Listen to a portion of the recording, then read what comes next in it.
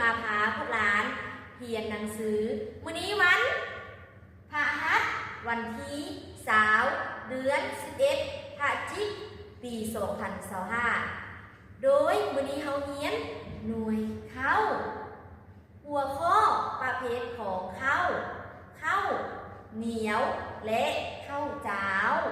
โดยพวกน้องรู้แล้วบอกว่าข้าวเหนียวเขาสามารถเอามือจับแล้วก็ปั้นแล้วก็ใส่ปากกินได้เนาะแต่ว่าข้าวเจ้าเอามือจับได้บ่ได้เด้อทุกคนเขาต้องเอาบ่วงแล้วก็ตักกินโดยต่อไปสักครูจะพาพวกหลานเรียนค่ะนิทาน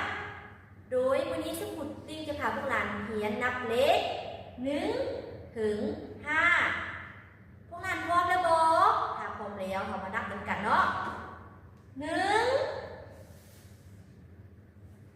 2 3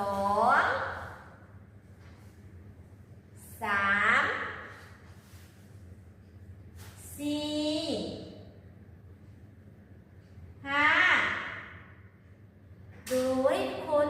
อยู่เฮือนทุกคนต้องเรียนตั้งใจเรียนเลยกันนับเลขเป็นสักครู่เด้อขอขอบใจแม่